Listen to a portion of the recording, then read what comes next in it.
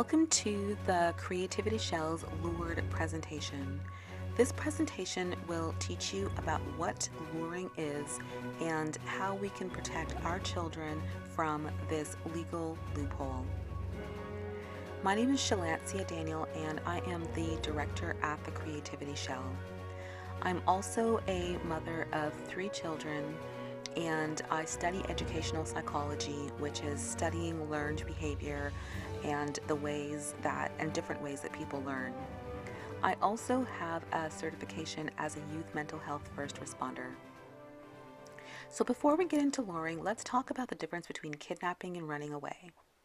When a child is kidnapped, they are taken against their will.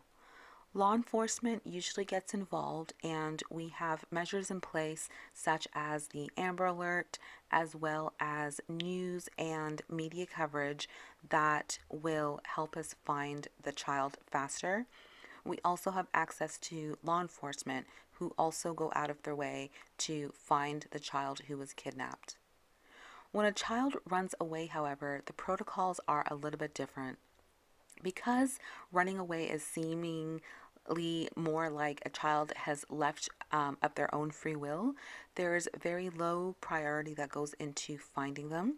There's often no Amber Alert, and we also receive little to zero media coverage that will let people know the child has run away, and time often passes before anything is done to look for them. There's a local mom, and this is a true story, who at 8 o'clock in the morning, she realized that her daughter was missing. She was on her way to school, but she did not show up at school.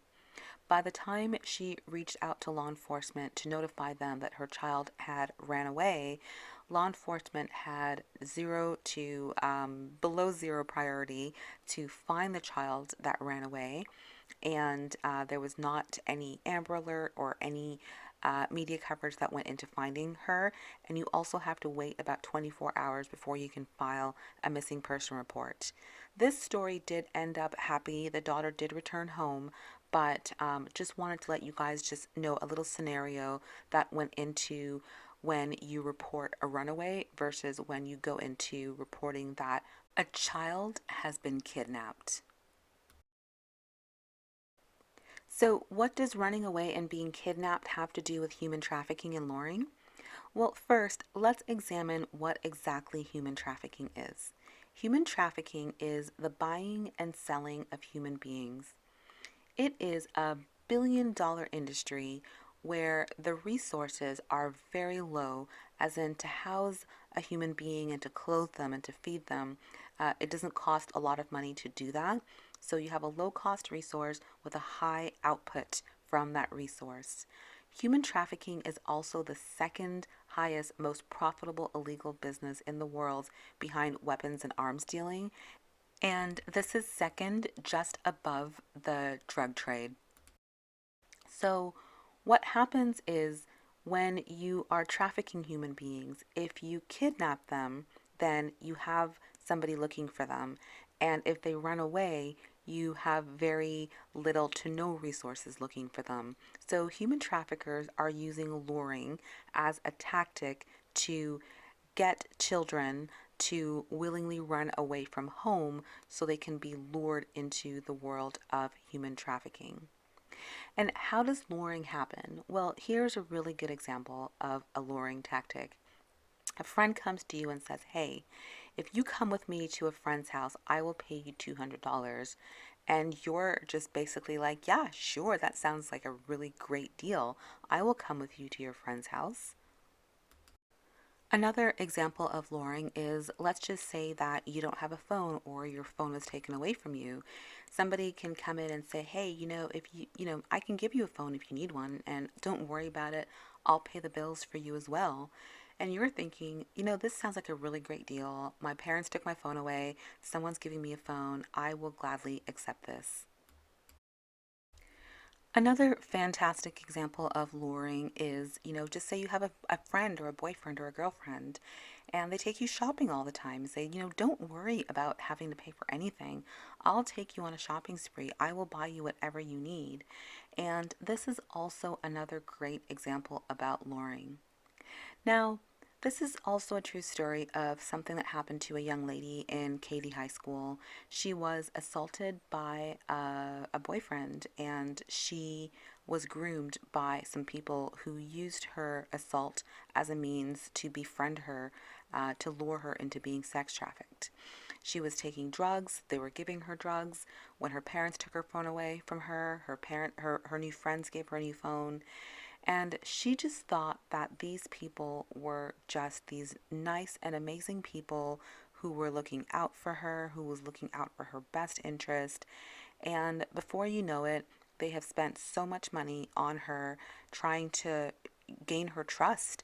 And that trust that she gained from them was a full deceit, because before you knew it, she was lured away and she was being trafficked all over the country by different people.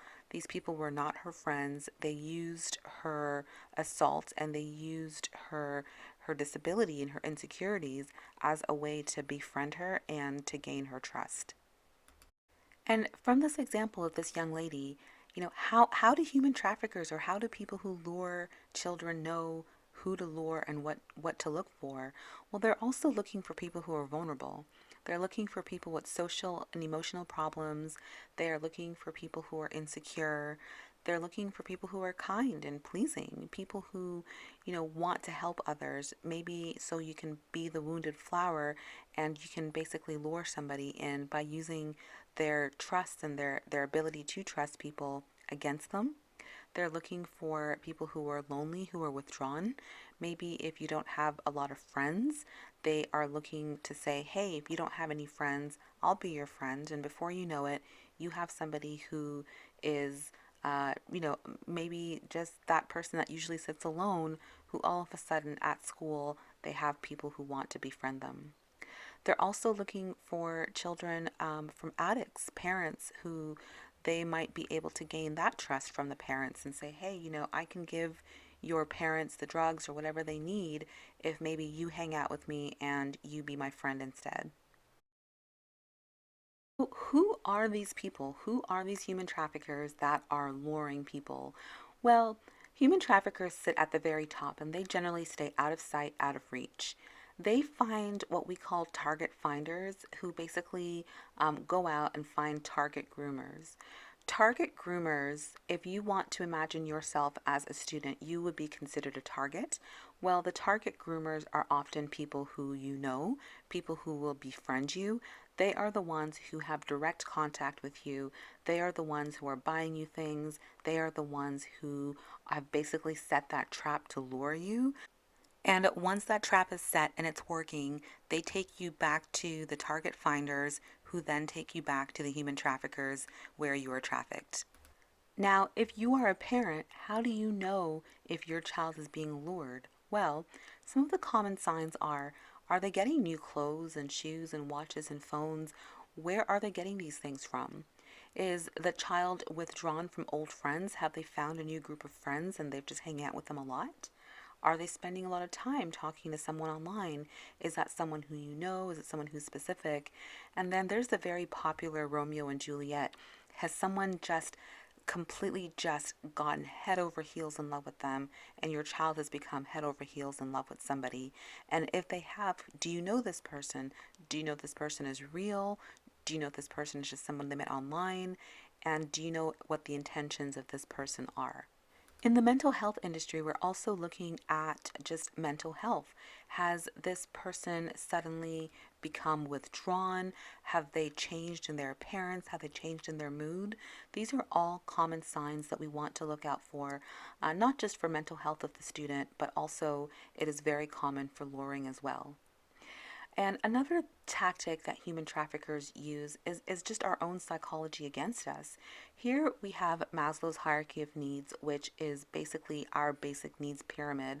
And what traffickers try to do with luring is they try to provide for and to suffice for all those general basic needs that we need as human beings. Someone said to me once, why would a human trafficker try to provide for your basic needs? Well, All these things are done to gain your trust, and these things are also really good at brainwashing somebody as well. They will invest money into providing for your needs. They try to make you feel as if you are wanted, as if you are needed, because once you trust them and once you start to depend on them, it creates a warped sense of your needs being met by addressing all of those positive needs, and you don't think about the ulterior motives of what they're trying to do because you're so much more concentrated on the fact that I needed a house, I needed clothing, and this person has provided for and they are meeting those needs for me, so therefore I can trust them. And the overall end goal for a successful lure is for the person who is being lured to trust the person that is luring them.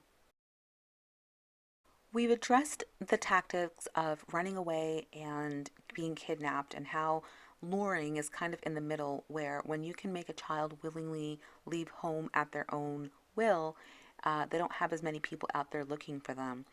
And what this all comes back down to is the supply and demand for people who are being trafficked. And you can see in this supply and demand scale, the price is my blue line, the demand is my orange line, and the supply is my gray line.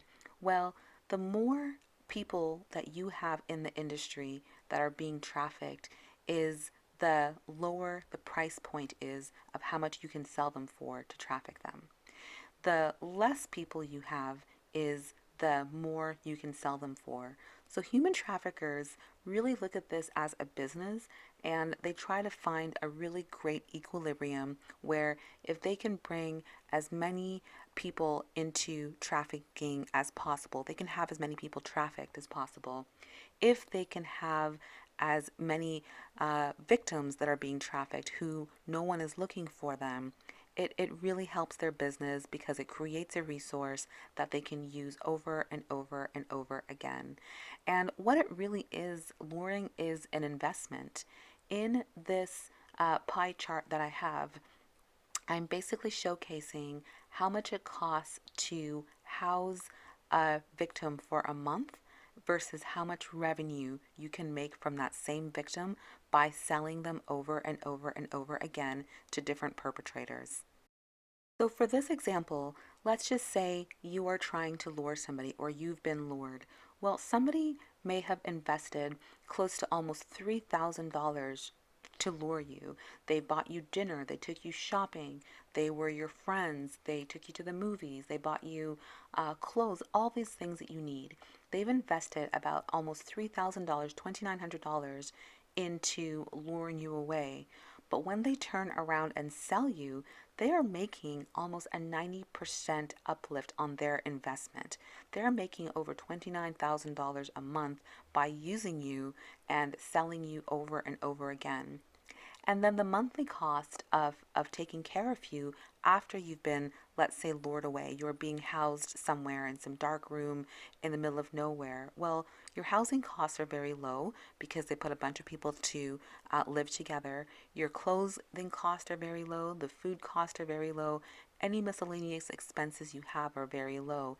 Yet, during that time, while they are still using you and selling you over and over again, they are still making close to $30,000 a month off of you. So now here you are. You thought you had some friends, they've lured you away, they gave you all these basic needs that you thought that, were so great because they're doing it for you. Well, they slowly start taking these basic needs away. To reach the top of this pyramid where you are independent and your self-esteem is high, your self-actualization is high, they slowly start removing those blocks away from you so that you never reach self-actualization. Your self-esteem is low. And before you know it, even some of these psychological needs, such as food and clothing and sleep and housing, all of these things start getting used against you if you decide, you know what? I don't want to be a part of this relationship anymore. I don't want to live in this place anymore. I want to go home. And when you decide that, it becomes a little bit too late for you to easily be able to escape, as it was for you to run away from home, or when you were lured away from home into the arms of the traffickers. And now that we know what luring is and what it can do, how can we prevent it? Well, the first thing that we can do is we can change some of the laws. Luring right now is currently not illegal. It is not illegal to befriend somebody. It is not illegal to buy somebody gifts and toys and clothing and food. It is not illegal to do that. If somebody is doing it for an ulterior motive, then that is so awful, yes, but it's actually not illegal for them to do that. And it is also difficult to make luring a crime because you can't make something a crime if no crime has actually been committed.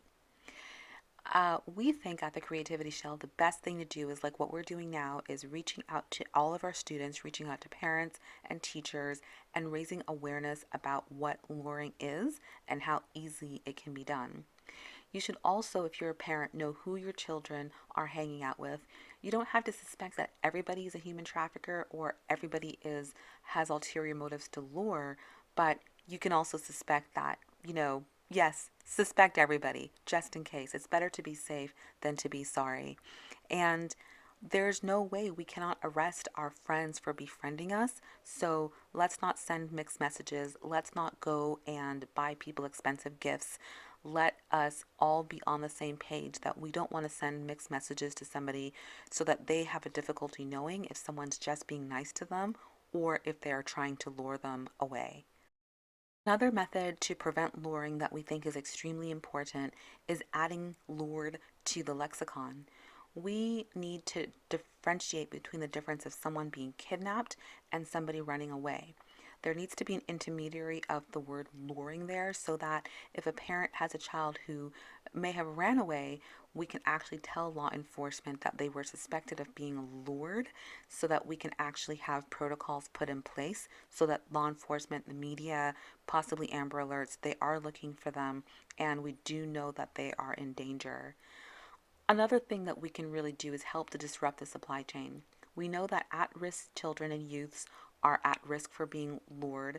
We know that they are being lured away, they're being distributed, they're being bought, and they're being sold to customers who are willingly and waiting for them. Let's disrupt the supply chain by not having children just get easily lured or taken away into the arms of human traffickers. Let us also not be people or target groomers that are luring our friends as well. Let's not promise our friends that we can take them somewhere if they're going to get paid. Let's not do any harm to our children or our friends because most of the times when luring does happen, it does happen from peer to peer. And if we can stop that, we can help to disrupt the supply chain of children getting lured into human trafficking.